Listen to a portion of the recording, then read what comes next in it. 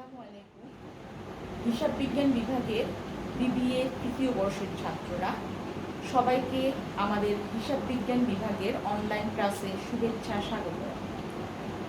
আজকে আমি জেরিনা আফরোজ, সহকারী অধ্যাপক, হিসাব বিজ্ঞান বিভাগ, ঢাকা কলেজ ঢাকা, তোমাদের সিলেবাসের 3003 কস্ট অ্যাকাউন্টিং এর chapter 9 joint cost and joint product and by product, এই চ্যাপ্টারের উপর আজকে আমি তোমাদেরকে ক্লাস দিব।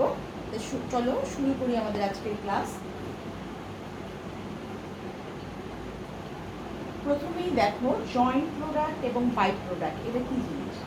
জয়েন্ট প্রোডাক্ট হচ্ছে where two or more products are produced from the same basic raw material and are of almost equivalent value. It is known as joint product. Example, in refining of crude oil, both petrol and diesel is obtained. আচ্ছা, joint প্রোডাক্টটা কি? Joint product হচ্ছে একসাথে একই র material থেকে একসাথে যখন দুটো প্রোডাক্ট উৎপন্ন হবে, জয়েন্টলি দুটো প্রোডাক্ট বা তার থেকে বেশি প্রোডাক্ট উৎপন্ন হবে, সেটাকেই বলা হয় জয়েন্ট প্রোডাক্ট। সে আমরা এর উদাহরণ হিসেবে বলতে পারি, এখানে যদিও ক্রুড অয়েলের কথা বলেছে, কিন্তু আমরা যদি চিন্তা করি, আমরা সবাই জানি আমরা আটা খেয়ে থাকি, রুটি খেয়ে থাকি, তাহলে এই আটাটা কোত্থেকে আসে? গম থেকে হয়, গম থেকে প্রসেস হয়ে আটা হয়। তাহলে গম যখন আমরা মিলে দিই তখন কি হয়? এক পাশ থেকে আটা বের হয়, আরেক পাশ থেকে ভুসি বের হয়। তাহলে এই দুটাই কিন্তু তোমার কি জয়েন্ট প্রোডাক্ট। ভুসিটাও সে গম থেকেই এসছে, তাহলে এই দুটা হচ্ছে জয়েন্ট প্রোডাক্ট। আবার একইভাবে আমরা যদি ধানের কথা চিন্তা করি, আমরা চাল বের করার জন্য ধান যখন মেশিনে দেই, তখন ধানের কি বের হয়? তুষ বের হয় বা ভুসি বের হয়, আর আরেকদিকে ধানের চাল বের হয়। এটাও কিন্তু আরেকটা জয়েন্ট প্রোডাক্ট। একই সাথে দুইটা জিনিসের প্রসেস হয়ে আলাদা হয়ে গেল, তো সেটাই হলো জয়েন্ট প্রোডাক্ট। এখন দেখো বাই প্রোডাক্ট। বাই প্রোডাক্ট আর incidental products resulting from the processing of another product. In processing of sugar cane, both sugar and molasses is obtained. আচ্ছা, এখানে বাই প্রোডাক্টটা হচ্ছে মেইন প্রোডাক্ট থেকে যখন কিছু বের হয়ে আসবে তখন সেটাকে বলা হবে বাই প্রোডাক্ট। যেমন একইভাবে, যেমন আমি একটু আগে তোমাদের চালের উদাহরণ দিয়েছি, ধানের উদাহরণ দিয়েছি, ধান থেকে ভুসি আর কি বের হচ্ছে? চাল বের হচ্ছে। তাহলে এখানে বাই প্রোডাক্টটা হচ্ছে ভুসি। আর ওখানে গমের উদাহরণ দিয়েছি, গম থেকে আটা বের হচ্ছে আর ভুসি বের হচ্ছে, সেই ভুসিটা হচ্ছে আমার বাই প্রোডাক্ট। এখন দেখো এক্সাম্পল দিয়েছে, এখন হলো main product, joint product, by product. Main product, joint product. Main product যেটা জয়েন্ট প্রোডাক্ট, সেটা হচ্ছে ভ্যালু হচ্ছে হাই, বাই প্রোডাক্টের হচ্ছে লো। এটা হলো সেলস ভ্যালু। তার মানে হচ্ছে মেইন প্রোডাক্ট যেটা বা যেটা জয়েন্ট প্রোডাক্ট, সেটা কি হচ্ছে? সেটার ভ্যালু হচ্ছে বেশি। আর বাই প্রোডাক্ট হচ্ছে বাই প্রোডাক্টের ভ্যালু, সেলস ভ্যালু হচ্ছে কম্পারেটিভলি কম। এরপরে দেখো joint product and by product. এখানে মোটামুটি ডেফিনিশন বলা আছে, a by product has a relatively low sales value compared with the sales value of a joint or main product. Revenue from byproducts generally reduce the cost of joint product. Some output of the joint product process have zero sales value.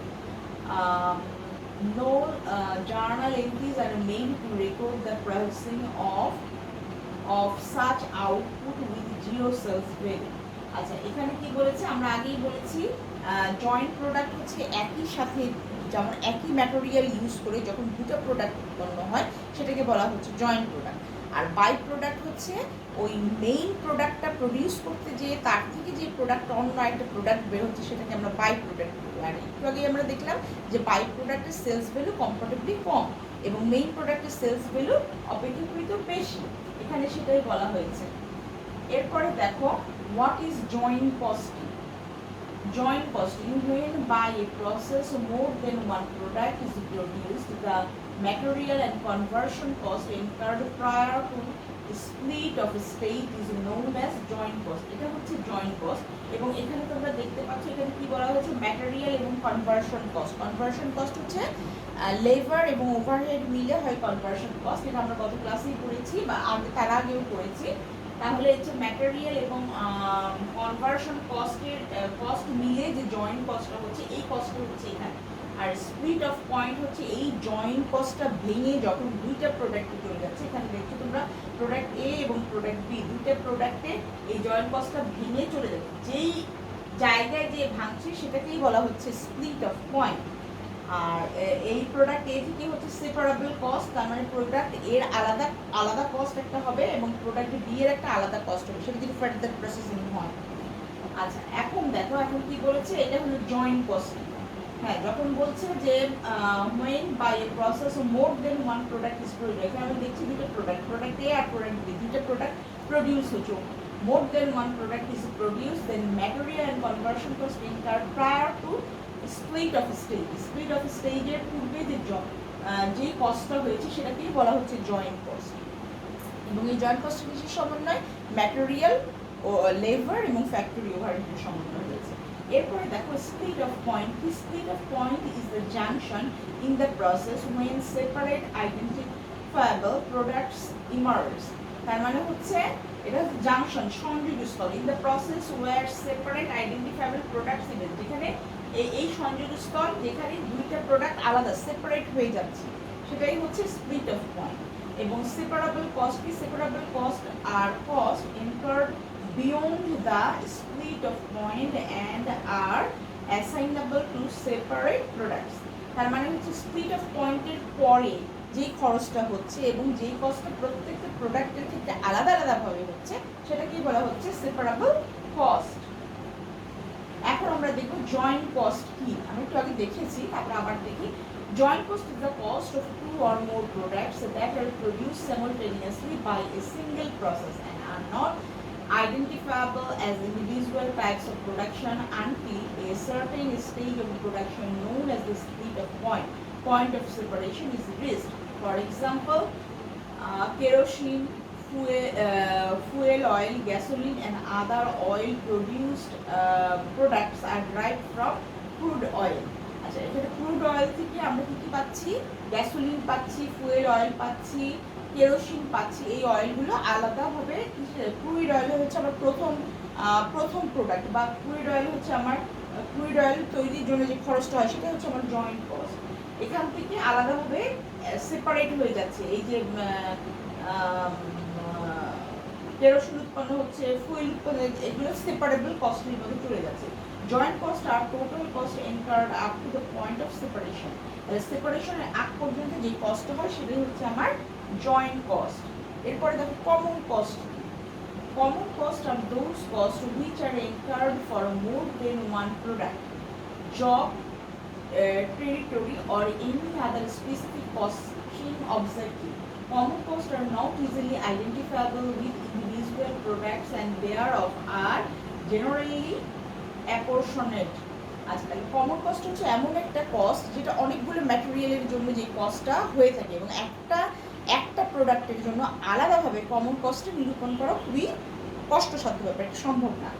এবং তারপরে কি বলেছে দেখো, common cost are not only common to products but they may be common to process, function, responsibilities, customer, sales terrorism, sales territories, periods of time and similar costing unit. Common cost not only common to product, সমস্ত প্রোডাক্টের ক্ষেত্রে যে common cost একই হবে এমন কোনো কথা নাই, but it may be common to process, এটা প্রত্যেকটা প্রসেসের জন্য কমন। হ্যাঁ, এটার ফাংশনটা একই রকম, রেসপন্সিবিলিটি, দায়িত্ব, সমস্ত কিছু এটার একই রকম কমন কস্টটা। কমন কস্টের কি, সেই কস্টের একটা উদাহরণ আমরা দেখি, তাহলে আমরা একটু ক্লিয়ার হব। For example, the salary of a manager of A production department which is manufacturing 3 products in an example of common cost with respect to the products. তার মানে হচ্ছে এখানে আমরা কি দেখছি, একটা প্রোডাকশন ম্যানেজারের যে স্যালারি, এটা হচ্ছে কমন কস্ট। কারণ একটা উৎপাদনকারী প্রতিষ্ঠানে 3 ধরনের প্রোডাক্ট উৎপাদন হচ্ছে, কিন্তু এটার অপারেট করছে কি বা দেখাশোনা করছে কি? Production manager. প্রোডাকশন ম্যানেজার ওই 3টে প্রোডাক্ট উৎপাদন করার জন্য কিন্তু একটাই স্যালারি পাচ্ছে, সুতরাং ওই 3টে প্রোডাক্টের জন্য প্রোডাকশন ম্যানেজারের যে স্যালারি, এটা হচ্ছে 3টা প্রোডাক্টেরই common cost. salary is direct cost to the production department. Similarly, the rent of the factory is common to all department located in the factory. তার মানে ফ্যাক্টরির যে ভাড়া সেটাও হচ্ছে আমার common cost. The basic point is that a particular cost may be direct to one object and common as far as other objects are concerned.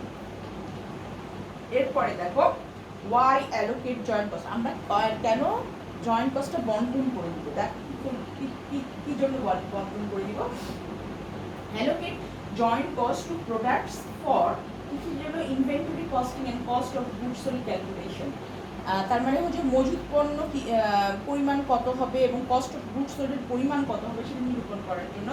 Cost reimbursement under contracts, কন্ট্রাক্টে কস্টটা রিইম্বার্সমেন্ট তার মানে পূরণ করার জন্য। কাস্টমার প্রফিটেবিলিটি অ্যানালাইসিস, কাস্টমারের profit কতটুকু হলো সেটা অ্যানালাইসিস করার জন্য। ইন্স্যুরেন্স সেটেলমেন্ট কম্পিউটেশন, ইন্স্যুরেন্স সেটেলমেন্টের জন্য এবং রেট রেগুলেশন সিচুয়েশন, এই জন্য আমার জয়েন্ট কস্টটা অ্যালোকেট করা প্রয়োজন। এখন দেখো জয়েন্ট কস্টটা নিরূপণ করার অ্যাপ্রোচ হচ্ছে দুটা, সেই অ্যাপ্রোচগুলো আমরা এখন দেখি কীভাবে আমরা জয়েন্ট কস্ট নিরূপণ করব। বিভিন্ন ওয়ে আছে, বিভিন্ন অ্যাপ্রোচ আছে। দেখো joint cost can not be traced to individual product, they must be allocated. এটা একটা ইন্ডিভিজুয়াল প্রোডাক্টের না, এটা অবশ্যই অ্যালোকেট করতে হবে। The method available for this allocation can be classified into conceptual grouping. দুইটা গ্রুপে ভাগ করা যায়। একটা হচ্ছে নাম্বার 1 হচ্ছে ফিজিক্যাল মেজারমেন্ট বেসড অ্যাপ্রোচ, কি ভলিউম ওয়েট, তার মানে হচ্ছে কি পরিমাণ প্রোডাক্ট উৎপাদন করলাম আমি না ফ্যাক্টরি, তার উপরে সেটার ভলিউম কি পরিমাণ বা সেটার ওয়েটের বেসিসে হতে পারে, কত টন কত মন ওজন কি, সেই বেসিসে যেটা মেজার করা হয় সেটা হচ্ছে ফিজিক্যাল মেজারমেন্ট। সেকেন্ড হচ্ছে মার্কেট বেস অ্যাপ্রোচ, সেকেন্ডটা হচ্ছে মার্কেট বেস অ্যাপ্রোচ। এটা কি assign total cost to each product on monetary basis, তার মানে হচ্ছে এটা হচ্ছে আর্থিক বিষয়, তার মানে টাকা পয়সা দিয়ে এটা মেজার করা হয়। এইটার আবার তিনটে বেসিস আছে। একটা হচ্ছে সেলস ভ্যালু, একটা স্প্লিট অফ পয়েন্ট, তার মানে হচ্ছে স্প্লিট অফ যেখানে প্রোডাক্টটা দুটা আলাদা হয়ে যাবে কমন জয়েন্ট কস্ট থেকে, সেখানে সেলস ভ্যালুটা নিরূপণ করা। এবং তারপর কি নেট রিয়েলাইজেবল ভ্যালু মেথড, আর একটা হচ্ছে constant gross margin percentage method. এই তিনটা মেথডে প্রথমে দুইটা method, second method market based, যেটা সেটাকে আমরা তিনটে ভাগে ভাগ করা হয়েছে। এখন আমরা প্রত্যেকটা অ্যাপ্রোচ সম্পর্কে দেখব। দেখো ফিজিক্যাল আউটপুট মেথড, এখানে কি বলছে allocate joint cost in proportion to the physical output for each main product. Example of physical measurement metres, pounds, gallons, all main product must be expressed in the same physical measurement। তার মানে হচ্ছে প্রত্যেকটা প্রোডাক্টে কি হবে, এটার physical measurement লাগবে, মানে কত টন কত মন কি পরিমাণ প্রোডাক্ট উৎপাদন করা হচ্ছে এটা অবশ্যই আমাদেরকে জানতে হবে, কারণ কি পার ইউনিট কস্ট নিরূপণ। তাহলে এই ফিজিক্যাল আউটপুট মেথডটা আমাদের সবসময় লাগবে। দেন আসো তুমি ফিজিক্যাল মেজারমেন্ট বেসড অ্যাপ্রোচ। তাহলে এইটা আমি কীভাবে ক্যালকুলেট করবো, আমরা একটু ক্যালকুলেশনগুলো দেখে দেখবো। পরবর্তী ক্লাসে আমরা অঙ্কের মাধ্যমে জিনিসগুলো আর একটু ক্লিয়ার করবো, যে একটা অঙ্ক দিয়ে সবগুলো মেথড যাতে করা যায় এরকম একটা অঙ্ক আমরা চুজ করে নিব। তাহলে এখন জাস্ট একটু ক্যালকুলেশনটা বুঝে নাও। এক্সাম্পল এখানে কি বলছে, এ refinery process 1000 barrels of crude oil and incurs $1 lakh of processing cost.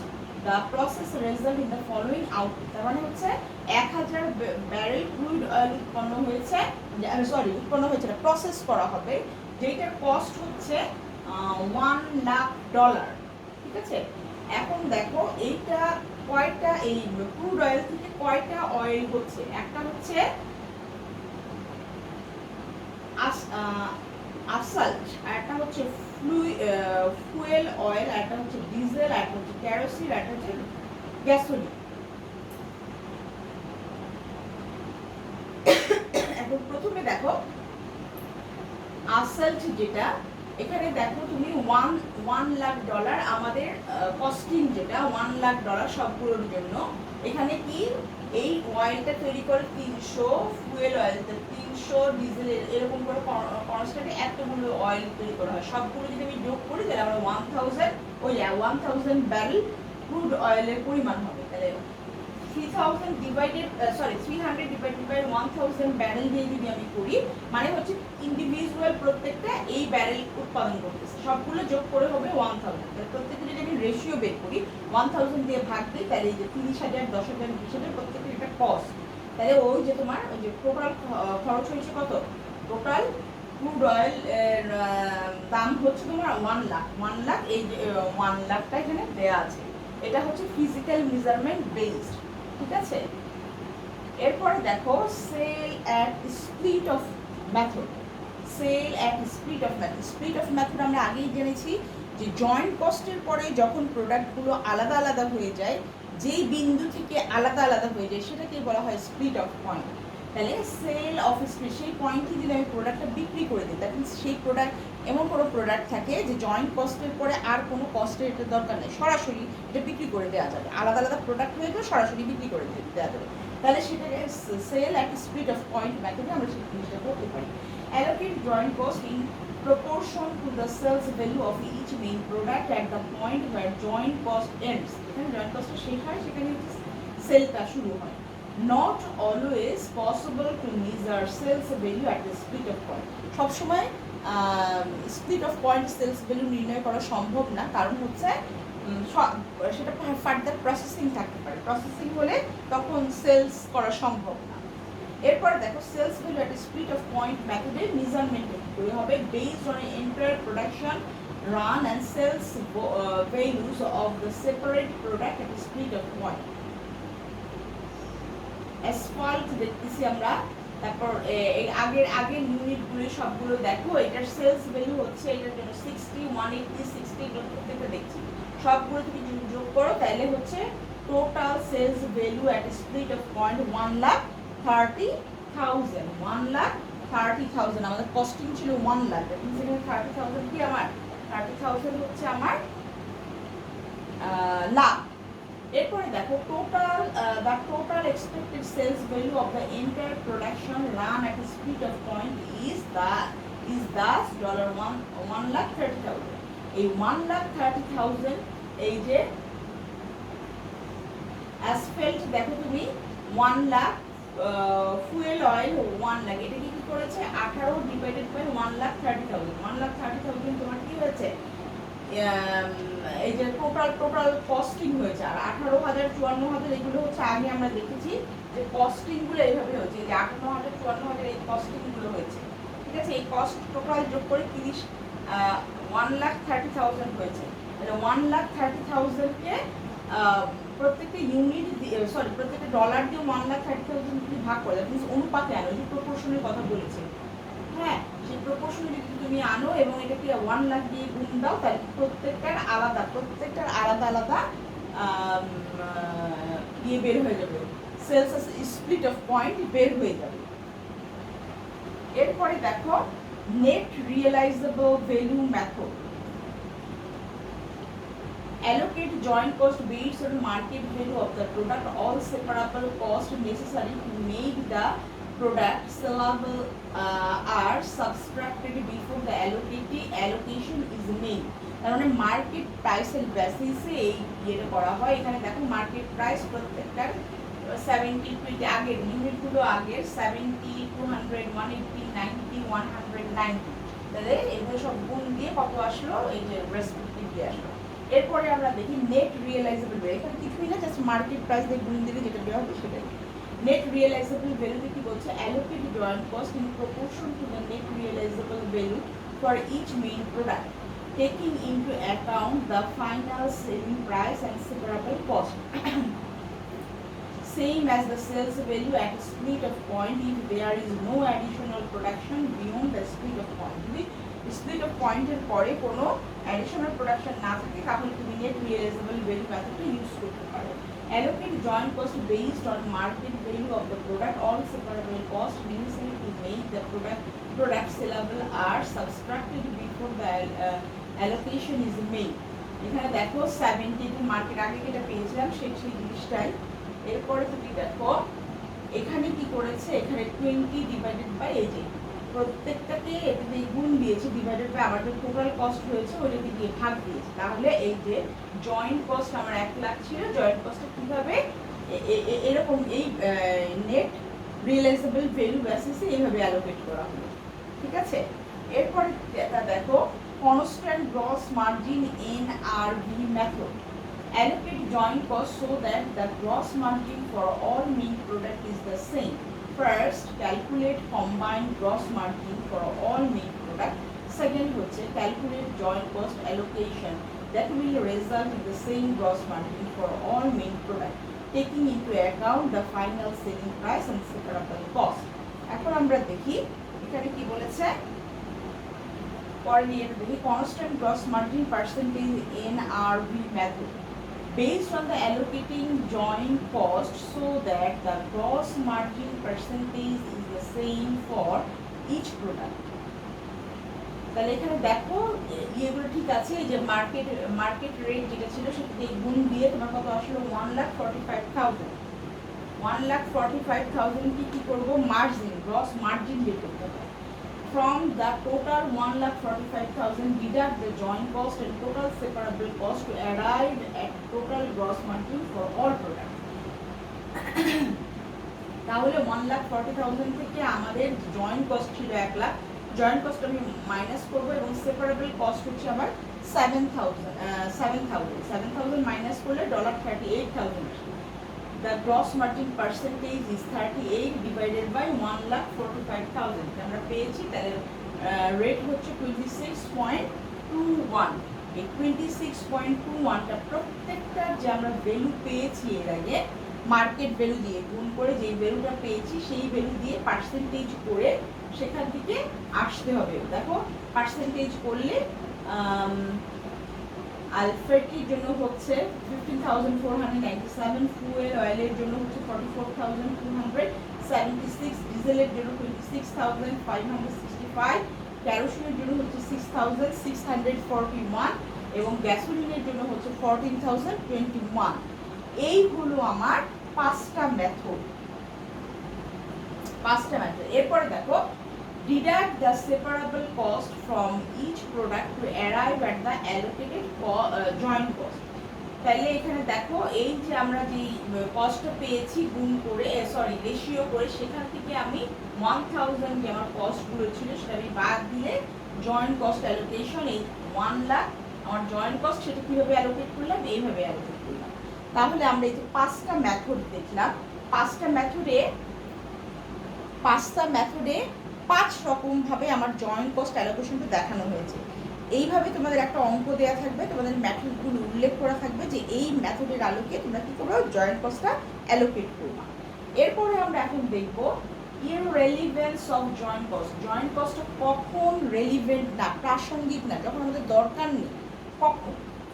when considering whether to sell a product at the split of point, যদি আমরা split of point এর প্রোডাক্টটা কি করে দেই, বিক্রি করে দিই। or process further ignore joint cost, তার মানে হচ্ছে যদি পরবর্তী প্রসেস করি বা স্প্লিট অফ পয়েন্ট যদি আমরা প্রোডাক্টটা বিক্রি করে দিই তাহলে আমাদের জয়েন্ট কস্টটা আমাদের রেলিভেন্ট না, আমাদের প্রাসঙ্গিক না, তার মানে এটা ডিসিশন মেকিংয়ের জন্য আমাদের লাগবে না। তাহলে এখানে দেখো, এখানে দেখো একটা উদাহরণ দিয়ে দেখানো হয়েছে র মিল্কের প্রাইস হচ্ছে $400। এরপরে দেখো র মিল্ক থেকে কি হচ্ছে, ক্রিম হচ্ছে আর স্কিম হচ্ছে। যখন র মিল্ক থেকে দুইটা প্রোডাক্ট বের হলো সেটা কিন্তু স্প্লিট অফ পয়েন্ট, তার মানে হচ্ছে এই র মিল্কটা ভেঙে ক্রিম আর স্কিম বের হচ্ছে, দুইটা প্রোডাক্ট বের হচ্ছে। প্রসেসিং, ক্রিমের প্রসেসিং কস্ট হচ্ছে 280 এবং এখান থেকে প্রসেসিং হয়ে এখান থেকে কি বের হচ্ছে, বাটার বের হচ্ছে, ক্রিম থেকে বাটার বের হচ্ছে যেটার সেলস ভ্যালু হচ্ছে $500। আর স্কিমের প্রসেসিং কস্ট হচ্ছে 520 এবং এখান থেকে বের হচ্ছে কনডেন্স মিল্কের সেলস ভ্যালু হচ্ছে 1,100। এখন দেখো ক্রিম ভার্সেস বাটার ক্রিম, এখন sales at the split off point আর প্রসেস ফার্দার যদি আমরা করি তাহলে দেখো রেলিভেন্ট রেভিনিউ কত, স্প্লিট অফ পয়েন্টের রেভিনিউ হচ্ছে 200, ঠিক আছে 200। আর যদি ফার্দার প্রসেসিংয়ে যায় তাহলে আমরা দেখছি এই যে এই ড্যাক ক্রিমটাকে যদি আমি দেখি তাহলে আমি বাটার বিক্রি করে কত পাবো $500 পাবো এবং প্রসেসিং কস্ট হচ্ছে 280 যদি মাইনাস করি তাহলে আমার 320 এটা হচ্ছে আমার কি ইনক্রিমেন্টাল অপারেটিং ইনকাম তার মানে অতিরিক্ত আমি এখান থেকে এই প্রসেস করে নিয়ে যে ইনকামটা হলো সেটা হচ্ছে আমার 320 আর আমি যদি এটা সেল করে দিতাম স্পিড অফ পয়েন্ট যদি আমি সেল করে দিতাম তাহলে এখান থেকে আমি 200টা $200 পেতাম। এই ছিল আমার আজকের লেকচার। তোমরা অবশ্যই এই লেকচারটা ভালো করে দেখবে কারণ আমি নতুন চ্যাপ্টারে চলে আসছি, তোমাদের একে একে চ্যাপ্টারগুলো শেষ হয়ে যাচ্ছে। তো আগামী ক্লাসে আমরা ফার্দার প্রসেস করব এবং এর অঙ্কগুলোও দেখব। তো সেই পর্যন্ত তোমরা ভালো থেকো, সুস্থ থেকো। আল্লাহ হাফেজ।